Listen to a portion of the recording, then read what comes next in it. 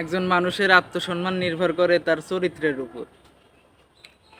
আপনার চরিত্র যত সুন্দর হবে, আপনি তত মানুষের কাছে ভালোবাসা পাবেন, আপনার মূল্যটা মানুষের কাছে থাকবে।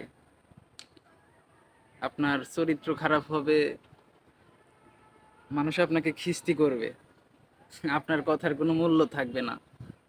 আপনি যেখানে যান, যার কাছেই যান, হয়তো উপরে উপরে আপনাকে সান্ত্বনা দিবে, পিছনে আপনাকে গালি দিবে। তাই আমাদের সবার উচিত সবার আগে আমাদের সুন্দর একটি চরিত্র গঠন করা।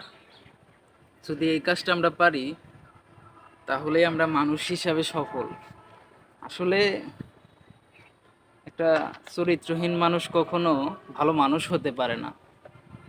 আপনি ভেবে দেখেন, আপনার আশেপাশের মানুষগুলো আপনাকে কতটুকু মূল্যায়ন করে, কতটুকু ভালোবাসে, কতটুকু আপনার আপনার উপর বিশ্বাস রাখে। আপনি আশেপাশের মানুষগুলোকে দেখলেই বুঝতে পারবেন আসলে আপনার চরিত্রের কতটা দাম। আপনি চাইলে খারাপ কাজ করতেই পারেন, আপনি চাইলে মানুষের সাথে খারাপ ব্যবহার করতেই পারেন, আপনি মানুষের হক নষ্ট করতেই পারেন, কিন্তু একটা সময় গিয়ে এর ফল ভোগ করতে হবে আপনাকে। এই দুনিয়াতেই, হয়তো শেষ বয়সে আপনি বুঝতেও পারবেন না কিভাবে কি হয়ে যাচ্ছে, কিভাবে প্রকৃতি তার প্রতিশোধ নিচ্ছে। তাই আসুন আমরা সবাই আমাদের চরিত্র গঠন করি, চরিত্রে যে দাগ আছে আমরা দূর করি।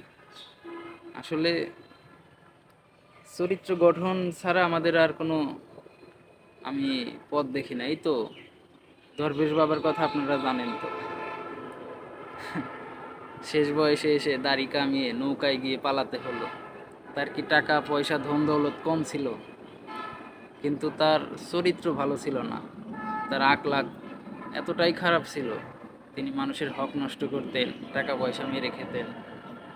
তার বিরুদ্ধে তো কোনো মামলা আগে থেকেই হয়নি, কিন্তু ওই যে দল যখন মানে ক্ষমতা হারালো, তখন সে বুঝতে পারছে আমি এগুলো অপরাধ করেছি, এর শাস্তি আমাকে ভোগ করতে হবে।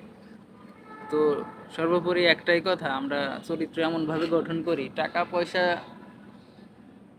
কোনো কাজে আসবে না। আসলে চরিত্রটাই মেন।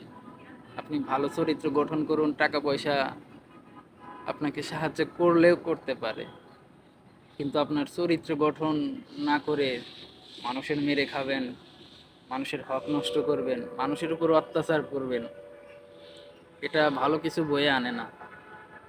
তো সর্বোপরি একটাই কথা, সময় থাকতে সময় থাকতে আমরা মানে নিজেদের চরিত্রটা গঠন করে ফেলি। আসসালামু আলাইকুম।